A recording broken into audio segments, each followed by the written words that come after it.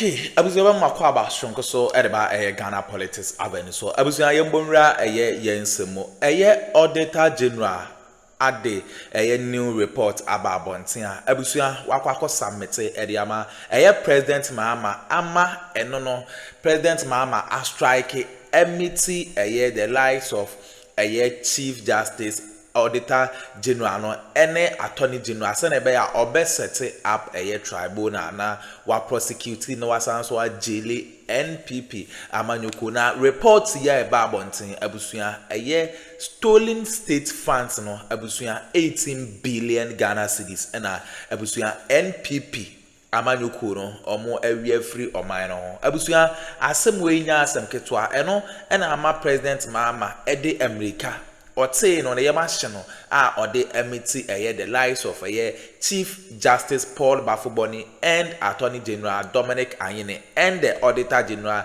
himself. Auditor General no leaky sa report no document full document wa drop the ama President Mahama ne Attorney General and the Chief Justice of the Supreme Court. Abusuya entino sa sikeya ayire 18 billion Ghana cedis. Uti President Mahama or Chese Sasika Winka or Wanka Neoma Kagana, Yebitumi Ayano, and Yenio to a moment corner, young Konkoti and Sama a course unsubscribe, subscribe, like, and share my Afro so answer into me and can be Ghana Politics Avenue. So, and don't forget to click on the notification bell, send about any updates be a drop piano, once able to me, Akabi, Bedamase. John Dramani Mahama is meeting with the Chief Justice, the Attorney General, and other key stakeholders over what he describes as a final solution to the canker of public fund mismanagement often captured in the Auditor General's report. Now, over the years, these findings have been replete with cases of financial impropriety leading to billions of cedis in losses. Speaking at the 12th Annual Conference of Chairpersons of Governing Bodies and Councils, Chief Directors and Chief Executive Officers as organized by the Public Services Commission, the President stressed the need to curb the persistent drain on the public purse by public officials and to ensure the swift prosecution of individuals implicated in such report. But before we hear from the President, let's look at the report and get a bit more in terms of the details from the latest Auditor General's report, and one which understandably has courted quite the disaffection from a lot of you as we've been watching some of the proceedings live on television and now having the President as well speak to it and raise the concern.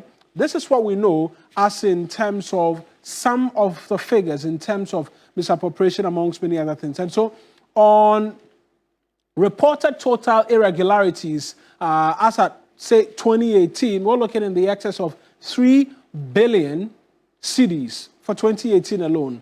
If we go to 2019, that's 5.4 billion Ghana cedis. 2020, you see it's in an upward trajectory actually. So we moved from what, 5.4 to 12.8 billion Ghana cedis, and then we've moved on to 17.4 billion Ghana cedis for the year 2021. We see a slight drop in 2022, 15 billion cedis, and then another decline again, 8.7 billion cedis. And then for the year 2024, perhaps the highest in all of the years we're looking at, 18.4 billion cedis. And these and more are the basis for the concern that has been raised by the President asking for this meeting for a final solution. Before we have a conversation on this, let's listen to the President and exactly what he had to say. It's not even direct to the President. Our reports go to the PA. Recently, I've been watching the Public Accounts Committee, and it's so pathetic. You know, why must we every year congregate at the Public Accounts Committee, and then you hear all kinds of atrocious, things. I mean, recklessness with public funds and resources. And so I have a meeting on Thursday with the Chief Justice, the Attorney General, and others to find a final solution to this Auditor General's report. That persons who are found guilty of infractions or do not follow due procedure or lead to loss of public resources, we must have a fast-track process to Nsawam, you know. Fast-track, before you see you in Nsawam, 6 months. You know, until we do that, until there's a deterrent, we're going to come every year and they say total misappropriation and infractions of found out by the Auditor General is about 15 billion cedis. I mean, if we save 15 billion cedis, can you imagine what it could do? You know, and so we're going to have a meeting, we're going to brainstorm. We've not fully implemented the constitutional provision. There's a part of the provision that says after the Public Accounts Committee has sat on the Auditor General's report, Parliament must set up a committee. What we don't know is whether it should be a parliamentary committee or it's a committee not necessarily made of parliamentarians to implement the findings of the Auditor General. So that's the president, and you're seeing Komla Kluche, my colleague, just behind me. That's where we're going, the president, because he's a presidential affairs correspondent. Komla, when we heard from the president, he mentioned Thursday, being today, that this all-important meeting is expected to happen. Is this meeting happening? What can you tell us? Well, just a short while ago, about some 15, 20 minutes ago, the Auditor General, Johnson Xp0sě, walked into the Jubilee House, with files, not too sure what contains within those files, but it's established, however, that of course, that meeting with the president will happen. I've equally been making checks from the Chief Justice's office. My sources within his office tells me the meeting is not scheduled for today, but I have been doing a further check, doing much more of a probing to find out specifically when this meeting would be had. Based on the concerns that His Excellency the President has had, it's not the first time, it's been several times that he's raised his concerns, and it's not just about him as a president, but civil society organizations and both sides of the political divide as well, together with the Speaker of Parliament. Mr. Johnson Xp0sě spoke with me in an exclusive interview where he says, first off, confirming the meeting, which has been scheduled for the 20th, and he also expressed his support for the stance that the president has taken, especially with the issue about where the president said it should be quick, the road should be clear for people who engage in this financial irregularities to head towards Nsawam. Let's listen to that interview that he spoke to me. Direct to the president. Our reports go to the PAC. And we also send copies to the entities that are concerned. It's been a challenge for a long time. It's been a challenge for a long time.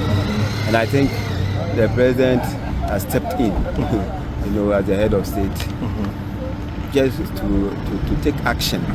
Instead of just talking. Now, I believe that he wants action taken, not just writing the report and then the following year you go and write the same reports. So I think it's the right decision. What format is this meeting likely to take between the president, yourself, the AG, and the Chief Justice? I will not know the whole content because the convener is His Excellency the President. But what I know is that we want to find a lasting solution to this annual canker. Every year we produce, no action is taken. But I believe that the president is desirous of bringing this canker to an end.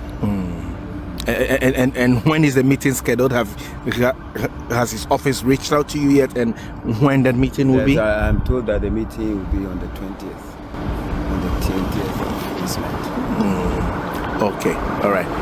To the extent that the president said, there should be some expedited action with respect to the journey to Nsawam with people who have had these infractions. What's your take on that? No, our laws establish the punishment for every offense.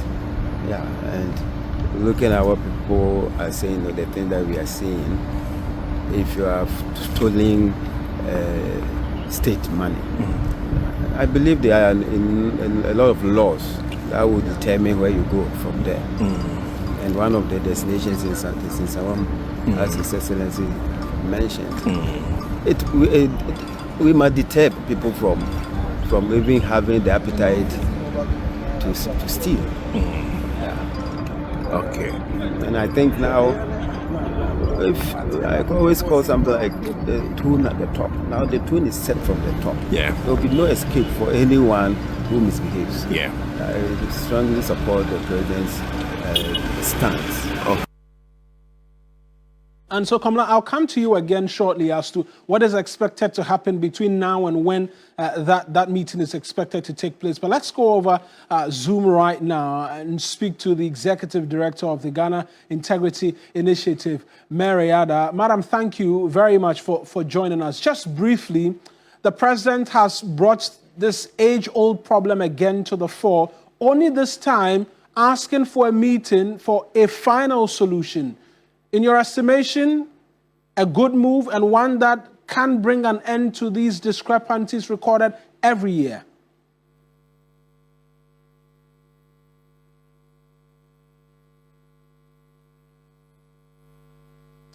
Hello, madam. If you can hear us, I'm asking what you make of the President's decision to meet the Attorney General, the Chief Justice, and the Auditor General in finding what he terms a final solution to the old age problem of discrepancies in terms of audit reports and financials. And if you could kindly unmute for us as well so we can hear you.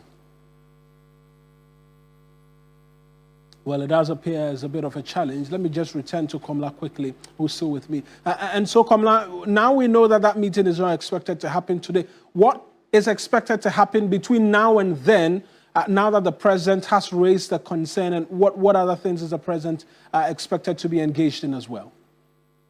Well, I think once the President has established the point that that meeting should be had, further consultations are going to be going on regarding one, first off, the format it's going to take, and this likely will not be open to the media because this may be not just policy issues, it could be some form of directive as well. We are not too sure, but the engagement may span beyond these three individuals. But key of them, we must note that to the extent that the Auditor General himself, who is the author of the report, should be in that meeting, the Attorney General, who is the President's chief legal advisor, or the state's legal advisor, so to speak, and also the Chief Justice who heads the court.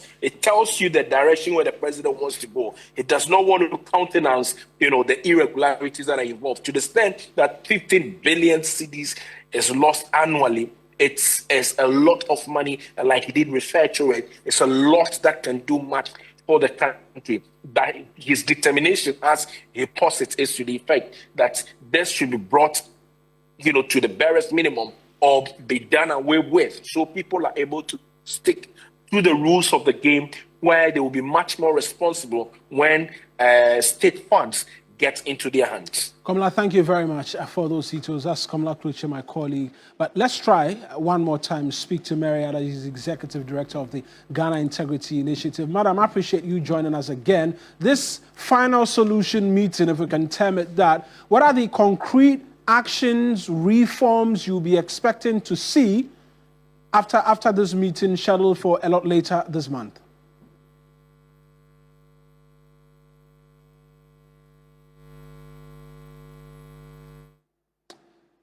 Well, it does appear that the audio connection is a technical problem and not allowing us to engage Mary Addo this afternoon, but we'll try and rectify that and then bring you thoughts as to exactly what we can expect from this all-important meeting. But we can stay on the presidency, this time the vice president. Well, we'll take you straight to Brussels, where this afternoon, Vice President Nana Jane Opoku-Agyeman joins other world and business leaders at the Global Gateway Forum in Brussels to kickstart discussions on how to strategize global investments and partnerships.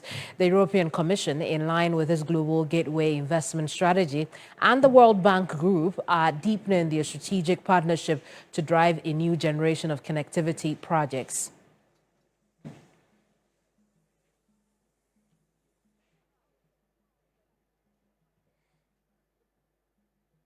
Evelyn Tingma is our reporter traveling with the Vice President. She's joining us with the very latest from there. Evelyn, good afternoon.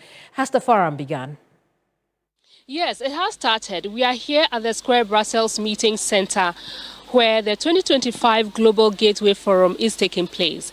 The Vice President, Professor Nana Jane Opoku-Agyeman, is in there together with other states and heads of governments, business leaders, civil society and private sector leaders.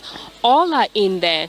Now, Professor Nana Jane Opoku-Agyeman will be expected to take part in a panel discussion later in the day on state of the world, where probably she may make a case for Ghana and how the country can benefit from this meeting. I see. What have other leaders been saying then?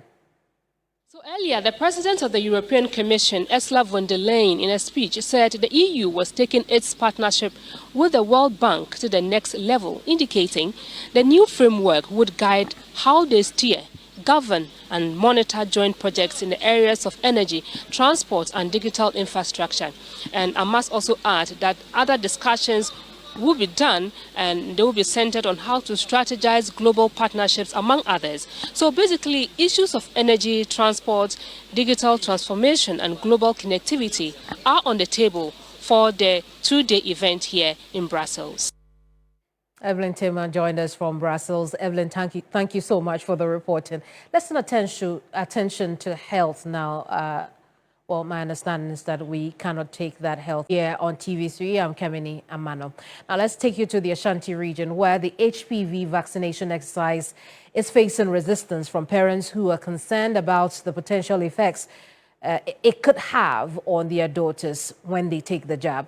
The Ghana Health Service rolled out a nationwide vaccination of girls between the ages of 9 and 14 years to protect the next generation of women from cervical cancer and other HPV-related diseases.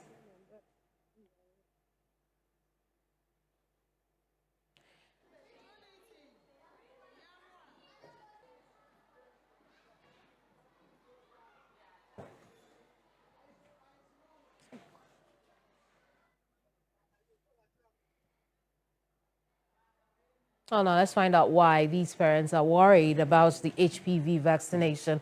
Ibrahim Abubakar is our correspondent who's been covering that story. Ibrahim, why are the parents concerned about the impact HPV vaccine could have on their kids? A lot of misconception. People are hearing of this vaccination for the first time. And for that matter, they feel that their children are being used as test trials.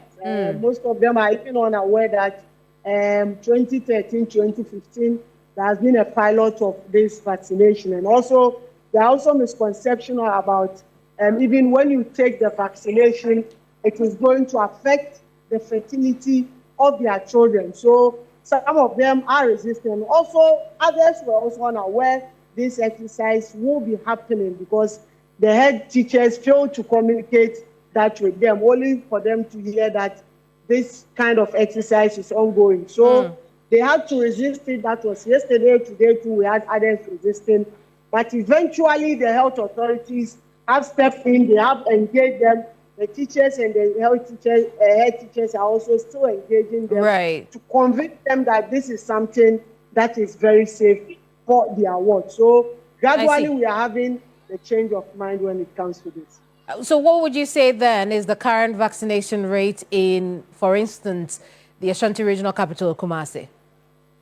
Well, for now, from yesterday to today, we've seen that the acceptance level has started going up, and they are hopeful that by tomorrow, more and more people will be coming to vaccinate. Yesterday, when it started, because it rained in Kumasi, it was very slow. They didn't start early. So they are even looking at extending it to Monday when more people will be coming there to vaccinate or have this jab on them. Let's listen to what the health authorities have been saying with regards to giving assurance to parents on this exercise. And we're able to explain what it's all about, and they have agreed. There are few we are still engaging. Some school heads didn't get the information to the parents early enough, so they are now still engaging the parents. Hopefully today and tomorrow we'll be able to cover most of the schools in Kumasi. This is not the first time you are giving this vaccine in the country. A lot of people don't know. People go for it privately. It's available in some private facilities and around that people go and pay money and do. It doesn't cause infertility. It doesn't alter their sexual behavior. So we want to use this platform to allay the fears of all, genuine fears and concerns of all the parents, guardians, and the citizens, that these vaccines are safe, they have been tried and tested. We explained the purpose of the vaccination to the parents. Even during the meeting, 4 parents could attest to the fact that they are actually experiencing cervical cancer, and they advise their colleagues that it's very important that they allow their children to take. And we have seen it. We began yesterday. Okay, Abusia Wene and some so our political highway. So a Auditor General report, the full expose against NPP Amanyokuno, a stolen state funds Abusia Sika could disanko for 18 billion Ghana cedis. And I'm what say Auditor General and President Mahama meeting a course no Omodesa and Semino etutuja edmire unsubscribe ya subscribe like na share ma afofron so answer into me and kabi Ghana Politics Avenue. So and don't forget to click on the notification bell so that any updates be able to drop biano once able to me akabi. Madam Ase.